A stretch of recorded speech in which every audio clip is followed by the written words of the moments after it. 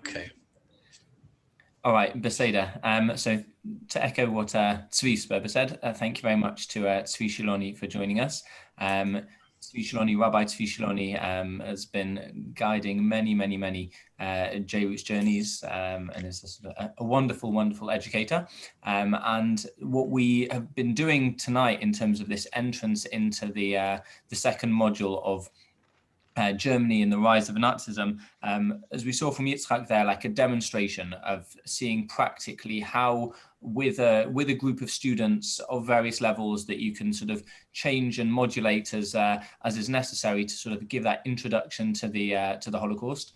And what we're going to do in the next 45 minutes of the session, together with Tzvi Shiloni, is to link back a little bit to what the story that we opened on, when was it, on Thursday with Effie of anti-Semitism, and to try and show a site, a place in Poland that some of you may have been to, and some of you may not have been to, in order to sort of demonstrate how you can tell a story through a place, and also an insight into the educator's mind of like what a place can do, what it can be used for, what bits of the story. In particular, one of the focuses here is on this, on the concept of anti-Semitism, the growth of it, the rise of it, where it sits, but also to start us thinking about how practically one uses a place. The place is a place called Sandomierz, I think one of Tzvi Shiloni's favorite spots in Poland. So we've brought him along to spend those 45 minutes with you. I even sent Tzvi a boarding pass that said that he was taking off tonight at 9 p.m. Obviously it's late, at 9 p.m. from Tel Aviv to Sandomierz, so he gets the real sense of being on a journey. So I'll hand over to Tzvi Shiloni. Take it away. Thank you, Tzvi. Okay, good evening, everybody. So yeah, this is actually exciting for us, okay, because we get to do this. So I want to share with you a site. The truth is we had an educators meeting a couple of weeks ago, and I spoke about Sandomierz, and the truth is I think we were 15 people, and out of those 15 people, maybe only one or two had been to this town. So it's a place that's not often visited, but still there's what to talk about, and I want to use it to talk about what Zach spoke about. First of all, Polish-Jewish relations and Christian anti-Semitism. Polish-Jewish relations run the gamut, and you're going to be visiting various different sites. Whether you're going to be meeting Hasidei Umot Olam or visiting sites of Hasidei Umot Olam, which is definitely one side of the story. And then there's, of course, the other side. And you're always going to have to find the balance. So this place obviously is one side of the story, but I think it illustrates it very well, and not just in terms of the Shoah, but really goes to the heart and to the roots of it. So let's begin. I'm going to share the screen here a second. Let's see, share this down as well. Okay. Sandomierz is a pretty little town. This is the picture from across the river. In Hebrew, you press at the bottom, just next to the minus sign, the little, next to it, to the right of the minus sign, the little thing, it will display it at full screen. Okay, like this thing? No, move slightly to the right. The minus sign. Okay, great, thank you. Okay, but then that means I don't get my, okay, but I don't get, that's fine. So it's a pretty little town today, about 27,000 people live there. Before the war, there were about between 5,000 and 8,000 people. And all the details I'm going to be sharing with you, it's not so you have to necessarily know them, but pay attention, because each detail is going to show, is going to be relating to that issue of Polish-Jewish relations. So before World War I, actually, the Jews were 54% of the town. Before World War II, they were only 27%. Not that their numbers diminished so much, although some of them did emigrate, but mostly because of gerrymandering. Okay, they didn't want the Jews to have too much power in the city council and the town council, so they gerrymandered and they incorporated the surrounding villages. And so before the war, Jews were only 27% of the town, about 3,000 Jews. But what's interesting about this town is that this is really one of the earliest Jewish settlements in Poland. We have from the 12th century. Okay, we're talking the 1100s already. There's a Jewish presence here, and not just a Jewish presence, a Jewish community, which is rare. If you remember the lecture that you had with Orit. So that's really the early part. That's really, the early times. This is when basically there was Krakow, Sandomierz, and Lvov, and a few other places. And this town was important strategically. It's on the river, and it's along the trade route. The Jews were going to be involved in that. But it also means that this is a very strategic town in terms of warfare. It means that eventually when there's going to be trouble in Poland, this is going to be one of the towns that's going to be attacked. You could see here the castle. If I play around with my arrow, you see that as well? By the way, you can unmute yourself as long as there's no background noise, because I do want to take some questions. As we see. Okay, this is the castle. There's a cathedral here, and let's go straight into the town. Just where is the town? Again, most people don't go here, but whoops, excuse me. But it's not far from Lezhensk. You could see Lezhensk on your screen. Now let's Lezhensk. Basically, every group goes there because of Rabbi Elimelech. Rabbi Elimelech. Okay, so you learned something already. Okay, but usually from Lezhensk, people just travel straight west and they go to this place called Zbilitovska Gora, which I'm sure you haven't heard of that in the course. But if anybody knows people who have gone to Poland, if you have children who've gone to Poland, Zbilitovska Gora is known. Anybody know? Children's Yes, children's okay. The children's forest. The children's forest, right? This is now. I'm saying this for a reason, and people go directly there. From generally from Lezhensk. If I can, with a group of students, especially college students, I like to go to detour and go through Sandomierz, and then maybe pass through Dobrova Tarnowska, which is a small shtetl, which has a beautiful shul, and then we eventually get to Zbilitovska. The whole travel there is about 3 hours, and why am I going? So first of all, this is the entrance into the town. Brama Optovska means the Optovska gate, which means it faces towards Apta, the town of Apta. If you know the Ohev Yisrael of Apta, not far from that, from this town, and you could already see the tower, the walls around the old city. And this tower was built by, anybody want to take a wild guess? The walls of this town, who built them? Just the name of some king, just random. Kazimish? What? Kazimish? Kazimierz, of course. Okay, so you learned a little bit. Okay, it was built in the 1300s by King Kazimierz the Great, who built about 50 castles throughout Poland. And he also built and fortified the town of Sandomierz. So you can actually go up here. You can take the stairs all the way up and go all the way to the top and get a beautiful view. And it's a great place to talk about Kazimierz. To talk about what he did, how he expanded Poland, how Poland became a huge kingdom in his time, and of course, behind every great man, right? So you're going to mention whom? Esther. Esther. You could talk about the legend. You could talk about Shai Agnon, Halev Ha'inayim, and the whole legend there, and why Jews came to Poland. They were invited by the kings. Very, very nice introduction. You could talk a little bit about Jewish settlement in the town. Actually, with the first records that we have of Jews in this town were, it's like I said, is from the 12th century. But in 1418 already, we have the records of there being a shul in the town. Now, how do we have records of the shul? Because we have a document that states that the Jews had to pay sugar and pepper to the local collegiate chapter, that means the church collegiates, in order to keep the shul open, or otherwise it would be closed. So again, that's a record of the shul, but you already see here the relations between the Jews and the locals and the local church.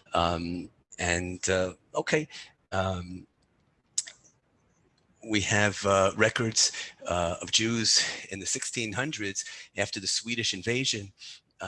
They were not allowed anymore to live near the walls of the town. Okay, why wouldn't they be allowed to live near the walls of the town? Anyone? Why would Jews be forbade after the Swedish invasion of the Swedish deluge? Why would they be prohibited from living near the town walls? Any idea? Trusted. I'm sorry? You weren't They weren't trusted, right? They wouldn't be trusted to live near the walls. You could show the enemy in. You could let them in. So you could see a little bit of what's going on over there. And this is throughout the story of the town. Okay, let's go down, and I'm going to show you the route that we're going to take. If we come in through the gate, the Brama of Tovska over here, so we're just going to go straight into this is the old town. We're going to go straight in and follow, and you're going to hit very shortly on your right, you'll hit Żydowska Street. And Żydowska Street's also a topic of conversation. You'll see the sign there. Well, you talk about the Lateran Council of the churches that allowed Jews only to live on one street. And here, again, in Sandomierz, they're only allowed to live on this street for quite a number of years. Later on, they were allowed to move into the rest of the old town. But obviously, it started off this way, and eventually, this Żydowska Street becomes actually the ghetto. During World War II, this will become the Jewish ghetto, just this one street. We're going to take this route.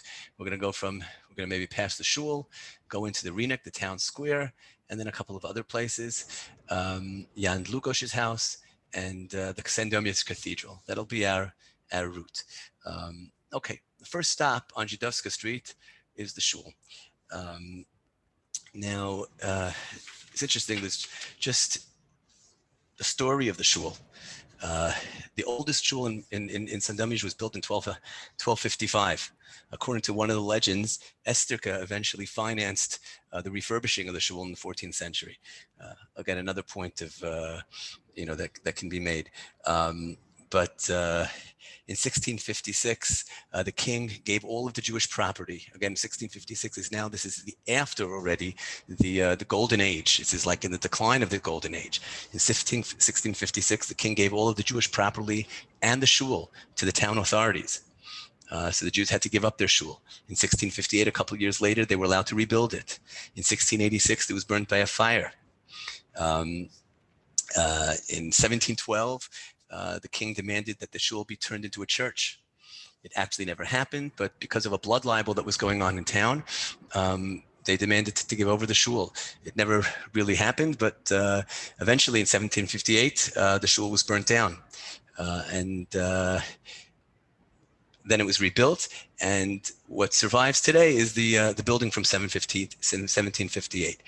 Now it's interesting. Okay, you want to go in. So you knock on the door, and you come in with a group, and they don't let you in. Okay, today this shul is the local archive. It's the town archives. So you can't get in. Why can't we go in and walk down the aisles? I'm not sure. But my first time there, I was very disappointed. They wouldn't let me in with the group. But I finagled my way to just allow them to give me a little peek inside. And I found something interesting. You see here the archives. You could see all the documents and the shelves. And look what I found right between the shelves. We found some polychromes. Okay, there are a few of them, not just in this one place. There are a few of them around this on the ceilings and on some of the walls, and you could see remnants that this clearly has not been the town archive for the last 500 years. But there was someone was here first. So I actually got I got this picture taken. I showed it to the students outside, and somebody raised his hand and he said, "Oh, now I understand why they're not letting us in." I said, "What do you mean?" He said, "Well, because you see, it says, right? What is it supposed to say over here?" Right, but yeah, but somebody did a little bit of a erasing job. So for them, what does it say? It says Tignov. Very good. Okay, so okay. So the truth is, it was a little disappointing not being able to go in, but this. I would say that it definitely agitated the group, but it wasn't the end of the world. Next to the shul, okay, the shul would be right here, okay, in the right side of the town over here, right where it's basically cut off, where it says image optimizer. That's where the shul is, and then near it, next to it, is a house called the Wasser House, and the Wasser House was the town was the community center. It was like the community offices even before the war. And this Wasser house actually turned into the community center after the war. Okay, you could just imagine what happened in the Shoah. There was a ghetto here on the street. Eventually, the Jews were brought in two actions were brought into the market square. The first action sent the Jews to Belzec, and the second action sent them to Treblinka. But basically there was almost nobody left in Sandomierz after the war. I think 8 Jews, climbed out of holes somewhere and came back. But then a few Jews started coming back to the what was like the Beit Plitim in the Wasser house, and there was about 50 or so Jews there, and they were engaged in 2 primary activities.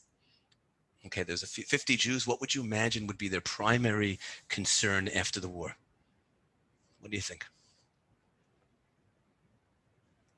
Finding Trying to family trace, members. identify if people are alive, Finding people, but which people in particular? their family.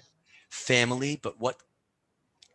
Who is everybody really looking for when the war was all over? Their children, Their children, or really any children? any children. Okay, and there are a few stories in the Sandomierz Yusker book which discusses the way in which the community there retrieved children. I'm just going to share with you one story. There's a story here in the Yusker book about a girl called Rozha. She was the daughter of one of the elder Unger brothers. She was put in the care. She was given to. I'll read it like this. In 1946, we were approached by a priest who told us that his housekeeper, a village woman, had placed a girl named Rozha, daughter of the eldest of the Unger brothers, in the care of her farmer brother. She was accepted by the farmer's neighbors and all of the others in the vicinity as the illegal offspring of the housekeeper and her employer, the priest. The girl was called the bastard by everybody. Rosa tended geese and later on cows. The priest told us that Rosa's father had promised him the sum of $2,000 as a reward for the rescue of the child, to be paid by her grandmother in New York after the war. It was to be divided equally between the housekeeper, her farmer brother, and himself. We complied with his request, and we got in touch with the Unger family in New York. The aunt came and appeared with the money. And now, Rosa remembers how she was brought to Sandomierz to meet her aunt in the house of the Jewish committee. This is the Wasser house, from where she escaped to the market square, shouting, "Jews want to kidnap me." It was the day of the fair, and upon hearing her screams, a crowd gathered around her. But the kidnappers succeeded in calming her down and returned her to the Wasser house. Now, how does a little girl who was hidden during the war is now taken back by her aunt get this idea that the Jews want to kidnap her? What type of stories did she hear during the war? You kind of wonder. But this is not the only story. There's a number of stories of them retrieving children back. Some of them were successful. Some of them were unsuccessful. They also tried to retrieve back Sifrei Torah. I'll share with you maybe a story in a minute about one of the Sifrei Torah. But that's the Wasser house near the shul. Usually I take the road over here, make a left turn, and then I go into the town square, into the Reinik, the market square. This is the market square. There's some interesting stories to tell over here. First of all, it's nice. This is you get a real nice feeling of a shtetl. You have the well over here, the old town hall. You can even see there's a sundial. So over here is a sundial on the hall. It gives you a real old town feel. But there are a couple of stories to tell if you want to tell stories about the war over here. There was the Germans came in here in September 11th, 1939, right before the Chagim. On Simchas Torah, there were hakafot in the town square, but not the type of hakafot that we're used to. The Jewish men were pulled out of their homes, and they were made to run around the town square, and the Germans were shooting. 1942, the deportations take place from this square, and there is a testimony of one of the village farmers who talks about how he came one day to the town. It was dead silent, and then he suddenly heard a lot of screaming. So he ran to the town hall, and he went all the way up to the tops of the town hall. and he was waiting there, and suddenly he sees all the Jews being brought there. This was the collection before the liquidation, and he saw a sight of an old man holding a Sefer Torah, and eventually the man fell down with the Sefer Torah in his arms. And then when everybody was taken away later on, he snuck down in the middle of the night and went around among the bodies that were lying there, and he took out that Sefer Torah and he hid it. And later on, it was returned to the Wasser house. It's just an event that took place here in this town, in this market square. Now, we're going to move a little bit further down. Let's see, what's the next? Basically, a block away from the market square is the Yand Lugosh home. Now, the Yand Lugosh home, anybody remember that name? Anybody know who Yand Lugosh was? Maybe Orit mentioned it. Yand Lugosh is one of the first Polish historians, maybe the first Polish historian. He was a diplomat as well, and he was also a priest. He was actually the first one to write the legend of Estherke. He was the originator. He is the first source of the legend. He writes it only 20 years after King Kazimierz passes away. And I think maybe Orit Moshe spoke to you about why were the Poles the ones to come up with this legend. Again, it's not necessarily a legend. There might be some truth to it, but why were the Poles the first ones to write about it? Anybody know?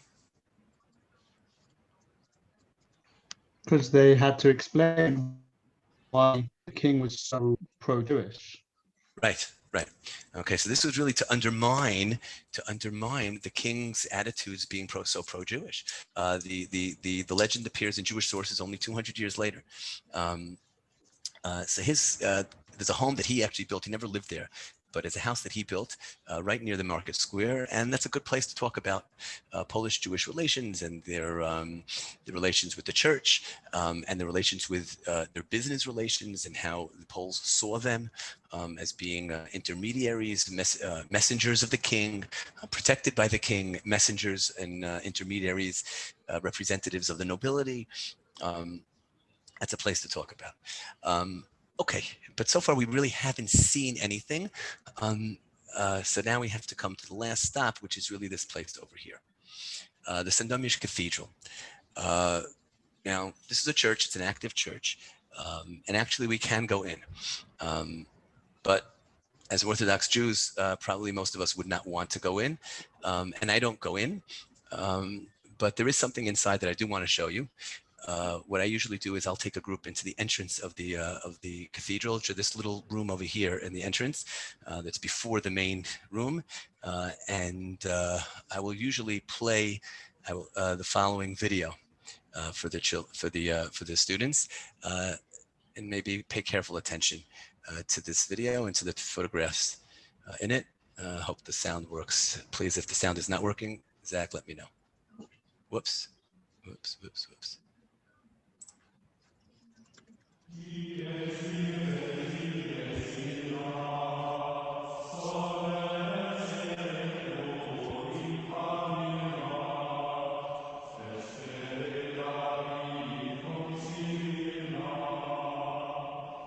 Quantos tremores cultus, quando iurex est totus, cum taga scripte Christus totus.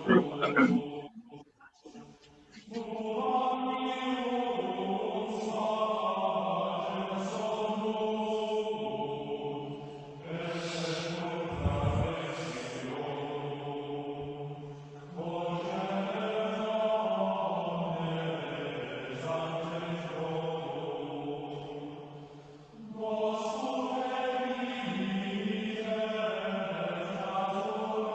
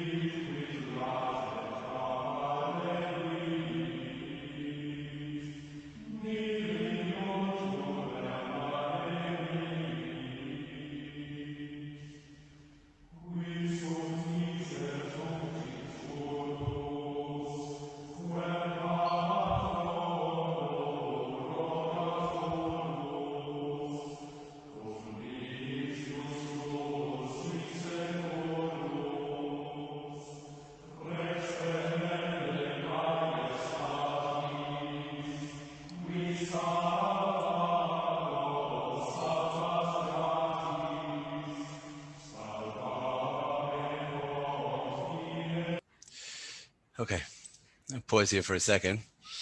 I saw a couple of mouths open. That's what's inside that church.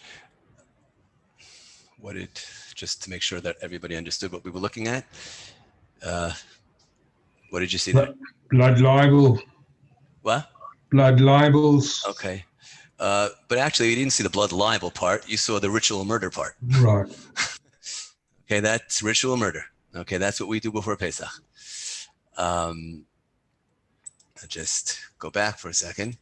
And this is the mural. It was painted in the 1700s. It's based on a true story. What's the true story? There were a number of blood libels in Sandomierz. There was one in 1605, 1628, 1639, 1675, 1696. In 1698, there was a girl by the name of Malgorzatka who was found dead in the mortuary in the church. Her mother left her there because she couldn't pay for her burial. So the church yelled at her. And under torture, she basically admitted that she had given him over to a Jew. She gave her over to a Jew when she was dead. Okay, but that wasn't enough. The Bishop of Krakow pushed the case further until they brought in this Jew by the name of Berek. He was a community leader, and under torture, they extracted from her a change in her testimony that she actually had given her daughter over to him when she was alive, and received her back from him when she was dead. The long story short, Berek did not confess even under terrible torture. But the girl's mother eventually was sentenced to death, and Berek was beheaded. His head was put on a pole. His body was chopped up and hung on the roads outside of the town. And the Archdeacon, Stefan Zhechovsky, the priest of Sandomierz, wrote a book publishing all of the claims of this ritual murder. In 1710, there was another blood libel in Sandomierz, another story. The details you can read about. But basically, this painting, which was painted by Charles de Prevot in 1710, is depicting elements of both of those stories, and it's like a cartoon. You see the rabbi buying a baby from the Polish lady, coaxing the child in, taking care of the child in a bed, then eventually putting him through a barrel. The barrel is spiked with nails on the inside, draining the blood, and the body of the baby is thrown to the dogs.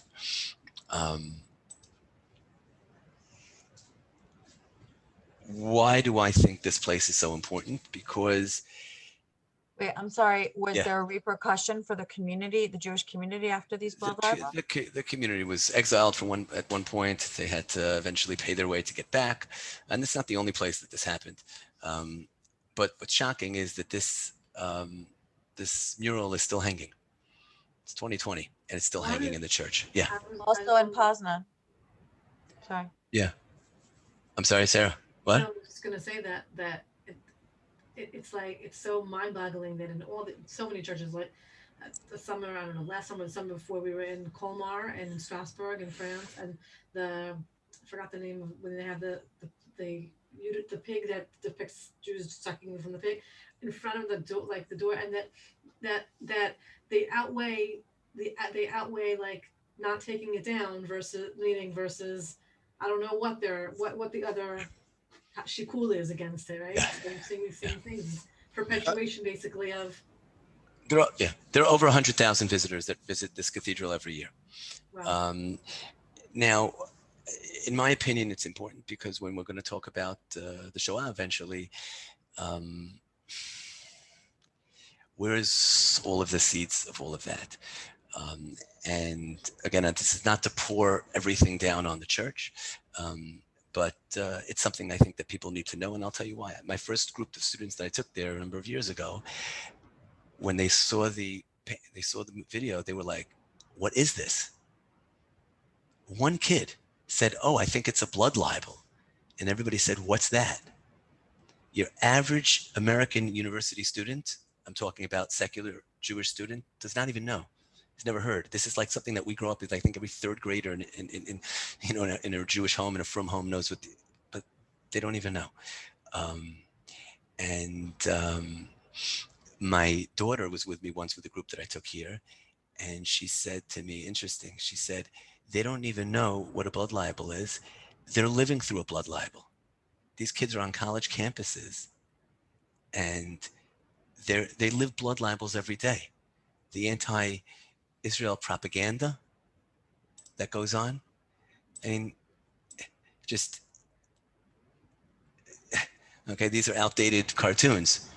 Okay, but this is our former Prime Minister, Ariel Sharon. You don't need to do, okay, this is not, okay, this is the Arab news, okay? But it's not just in the Arab news. Look at this. Cleveland, the plain dealer.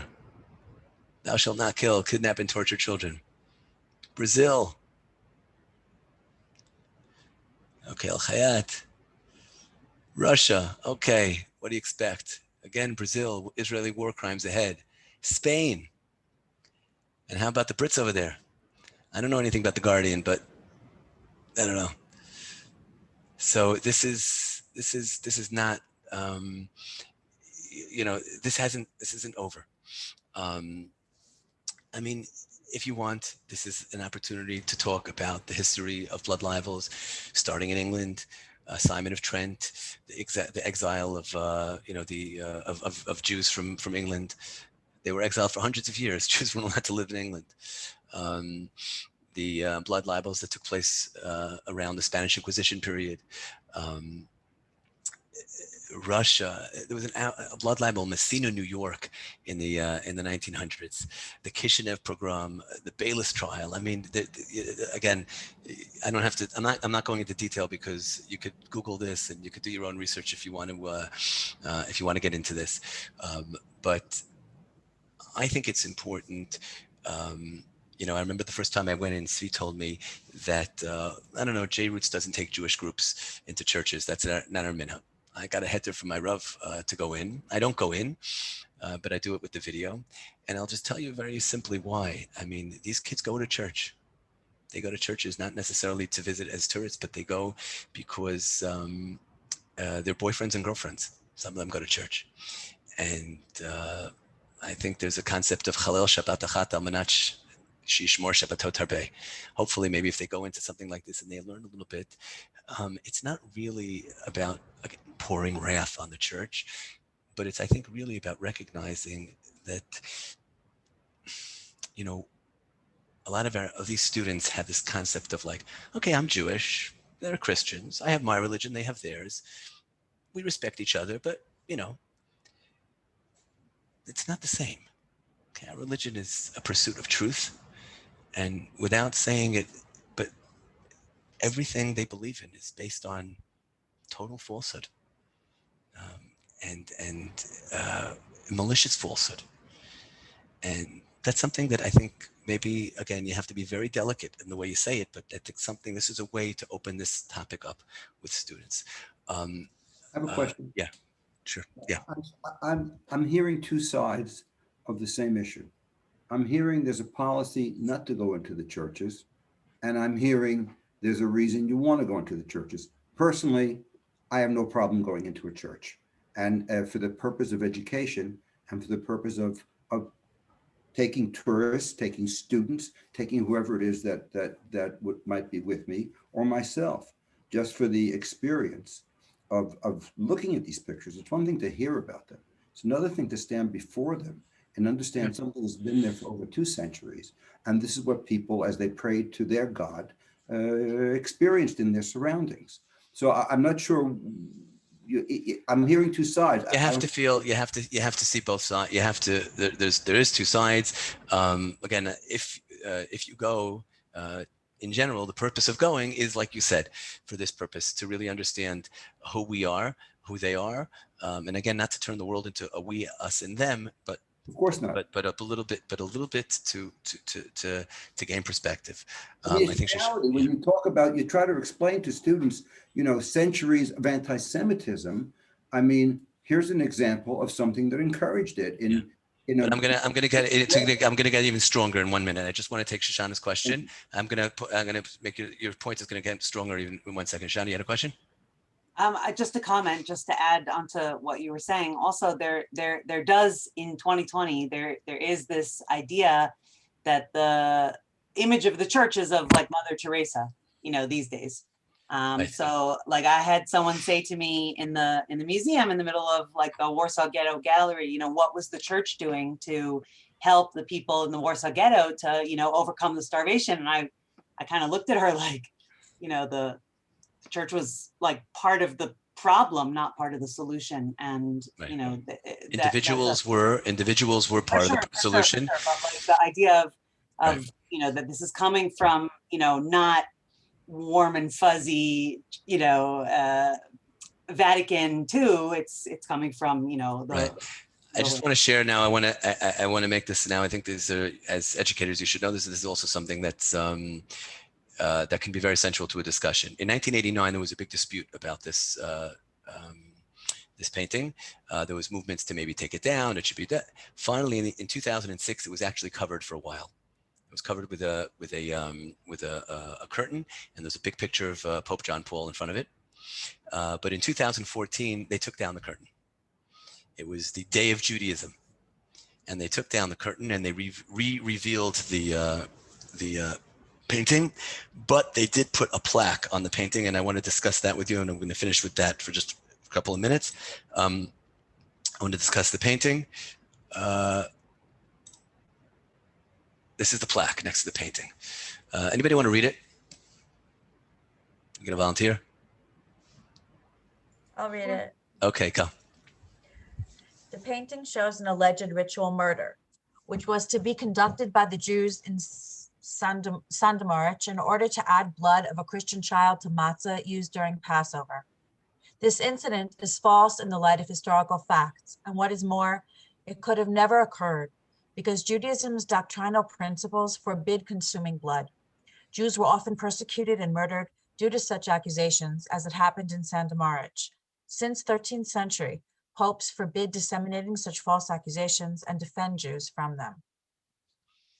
Okay. On a scale of 1 to 10, what score would you give this this plaque? I'm asking. I really want to. I'm actually want to hear for the young people.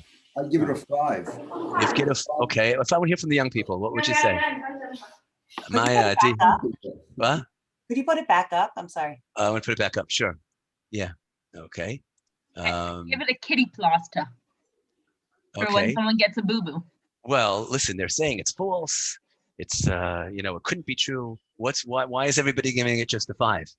You don't have the other side of the equation. You don't even talk about the poison it created. Okay. It says the Jews were often persecuted and even murdered due to such accusations. It led an entire society. What is missing? What is missing? There's something missing, and there is something here that is actually not even true, or not completely true. Well, there's no apology. What? There's no apology at all. There's an apology for what? It just happened. For these persecutions. Apology from whom? From the people, from the church. Oh, there's no mention here who instigated any of these things.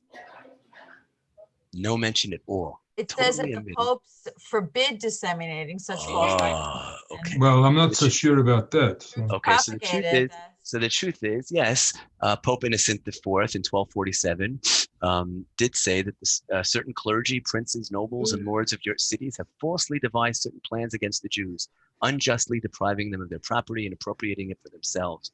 They falsely charge them with dividing up among themselves on Passover the heart of a murdered boy. We ordain that ye behave towards them in a friendly and kind manner, and do not suffer them to be visited in the future by similar tribulations. So yes, if they said that in the 13th century, they're probably referring to him, and it's true. What's also true is that in 1569, 300 years later, St. Pius V made multiple accusations against Jews, including usury, theft, receiving stolen goods, pimping, divination, magic. We have sufficient evidence how unworthily this perverse race attacks the name of Christ, how much hated it is by all those who bear that name, and finally, with what cunning it plots against their lives. In 1755, the Pope Benedict does not express any doubt concerning the murders of children ascribed to the Jews. He states that they are perpetrated out of hatred of Christ and out of hatred for the Christian faith. He speaks about determining what is to be done in cases of this sort, concerning some boy who was slain by the Hebrews in the Holy Week out of hostility to Christ, such as Blessed Simon, Simon of Trent, and also many of the other murdered boys whom the authors mention.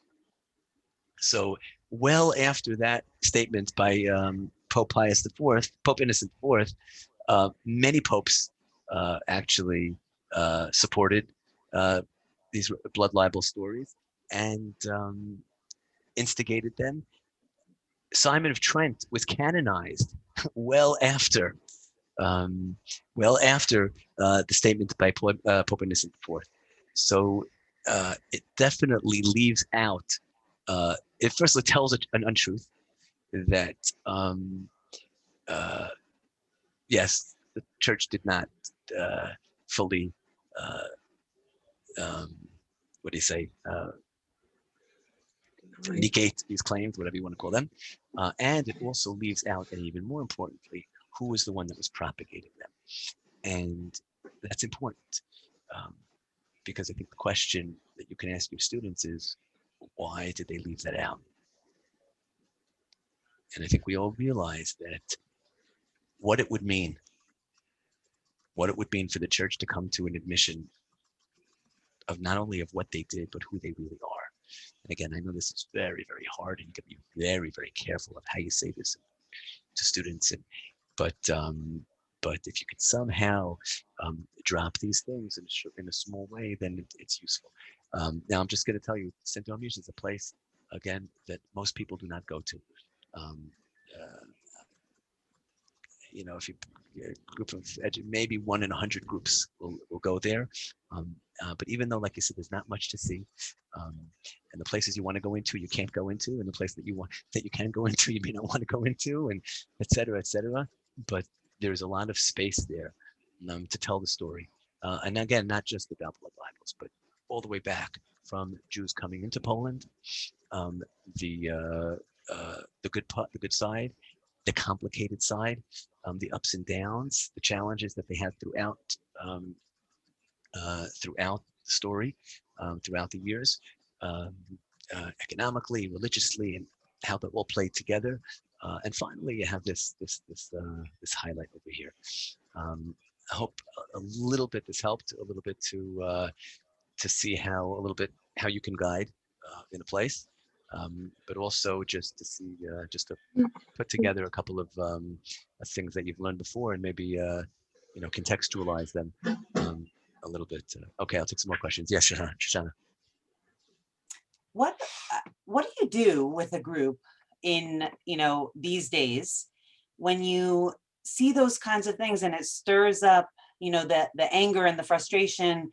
Not over what happened, throughout the ages, but what is actually happening, right now. Okay, so that's important. I mean, many of these colleges, that's one of the missions of the rabbi or the Hillel, whoever's bringing them, is to get these kids involved when they get back to college campus. Okay, let's start learning a little bit more about who we really are. Forget about the fact that they have no idea who we really are, and maybe they're lying about who they are and we are, etc. Well, how much do you really know? I think this is like a Rav Noach Weinberg, type of line. But how much do you know about being a Jew? What do you really know about your own heritage? You know that this is a lie, but what do you really know? And maybe become more involved, maybe with Israel advocacy on campus. And there's a lot of ways. This can really give practical application to how students can do something with this afterwards. Yeah, Zev. What I want to know is, imagine the regular peasant or whatever who's living in this town, and it comes to church and sees this the whole time. When we're talking about the culpability of the local Polish population, or the people who are not educated or whatever, and that's how they see Jews, and that's what they've learned. It kind of takes away a little bit of their responsibility. And how does one deal with that question? Okay, that's a good question. You should just know that in 2009, there was a huge study done by a local academic in Sandomierz, interviewing the local people. What are their feelings towards this painting?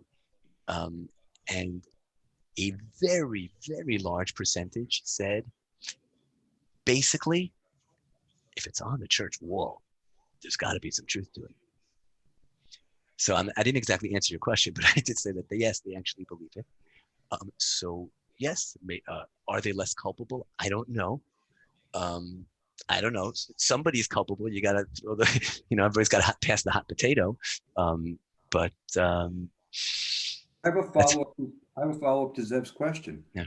Is there a sign there in Polish? Yes, the sign is in Polish and in Hebrew as well.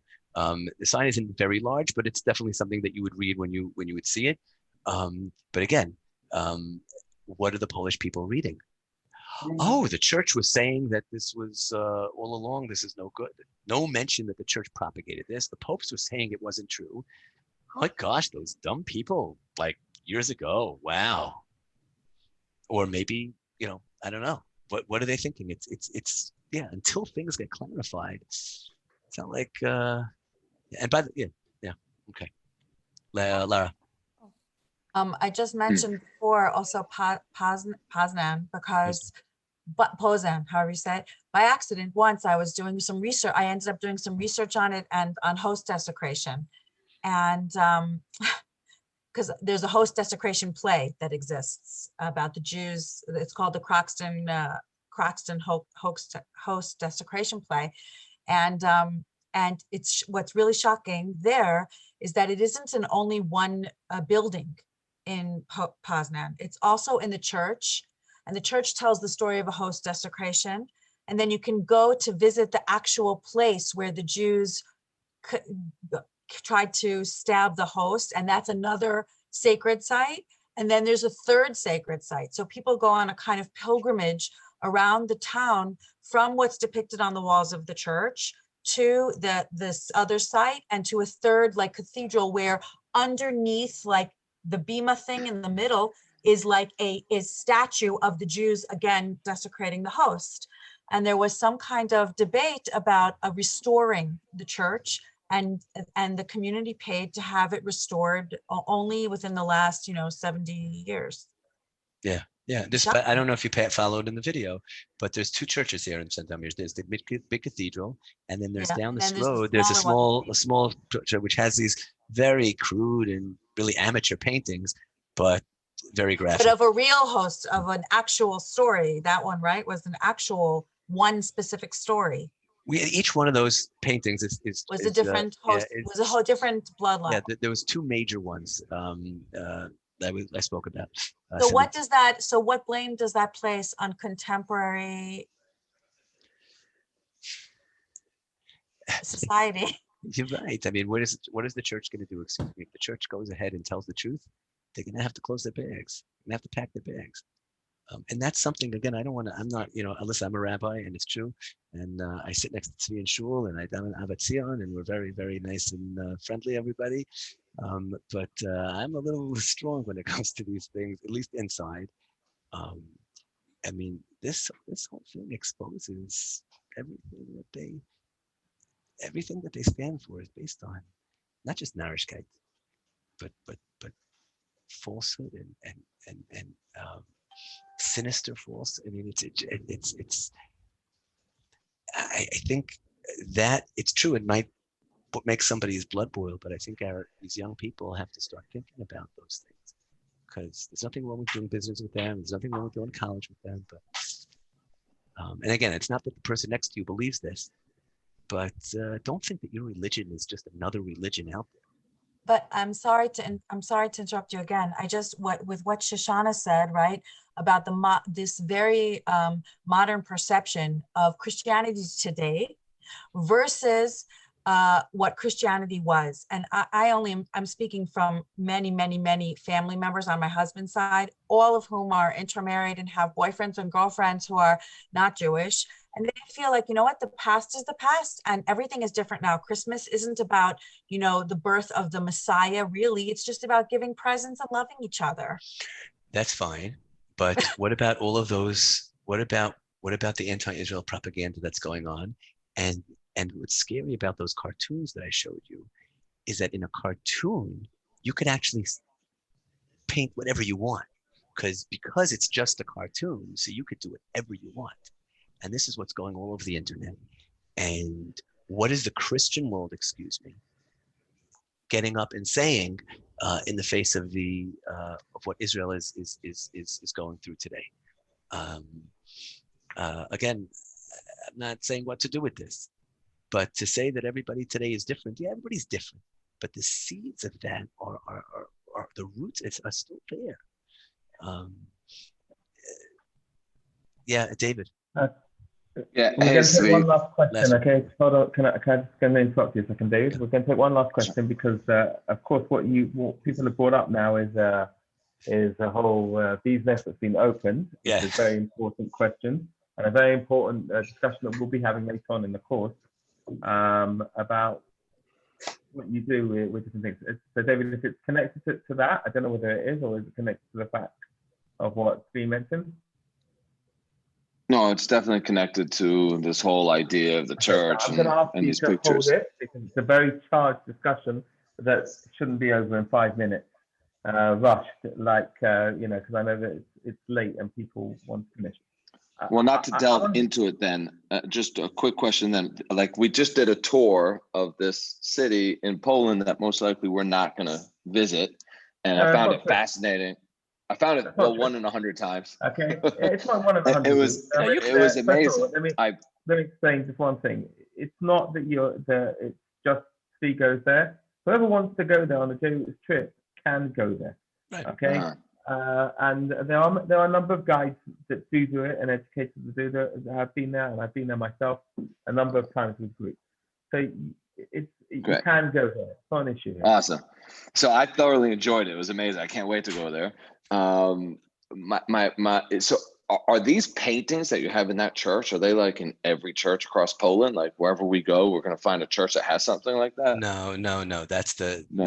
This is unique. That's unique. Here. And again, like Tzvi said, you can go there. If you choose not to go there, there are other places which you could discuss similar issues, which people go to more often. But this place, I'll just show you just in terms of a guiding technique. I like going, I mentioned the map I showed you before, that I go from there, I go to a place called Dobrova Tarnowska, which is a shul. What's beautiful about that shul is that it has a Sefer Torah in a huge Sefer Torah shown there, which was hidden during the war and retrieved after the war, which kind of connects to one of the stories that I mentioned before. And then we go from there to Semitism, to the children's grave.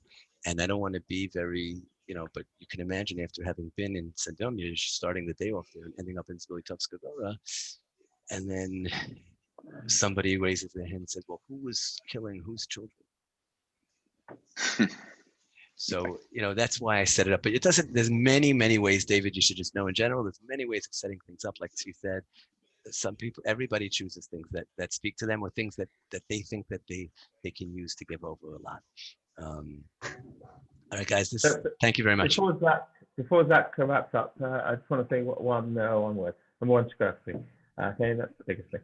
But let me just speak about, and we've had, myself and Tzvi have had this conversation a number of times. But it's important for all of you to understand. Sensitivities of being in a foreign country is, I can't stress it enough. Really, from the idea of what it means to be in a place like Sandomierz or wherever you may be, but to be there and to understand that you're standing in front of a church or wherever it may be, you have to be very careful what you say in the places that you're about to say. Now, that does not mean that we hide the facts, but that means that we do not stand in front of the church, if you want, right in the entrance and do the whole hajjah, even though you can start it there. From my perspective, and I'm asking you, as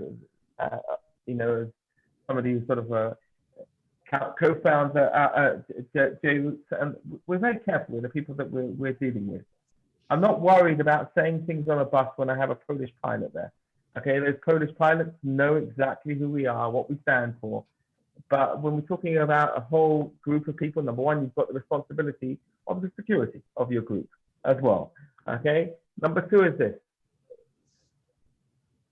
And Tzvi mentioned this and brought it out beautifully. Remember, this is about discussing on an intellectual level the concept of something which is so ta'un, so fired up, this whole idea here. And by the way, Sandomierz, why Sandomierz is so good for that? Number 1, it's not just because of the sites they have. You've got the V-neck in the middle there, where you can sit down on a summer day and have a discussion. Okay, the actual square in the middle. It's a beautiful old city that has a great history behind it. I put on the chat the Yizka book, which is over 600 pages in length, but it is excellent, okay, for you to be able to understand it, but you have the time to deal with it.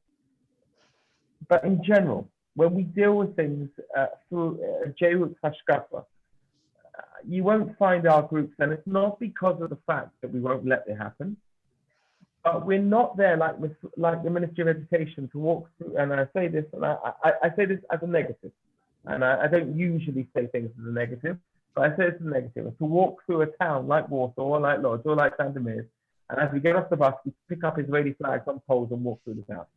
That is not who we are. If somebody wants to put on an Israeli flag, I'm not going to stop him. Okay, but I'm not there in order to poke it into their face.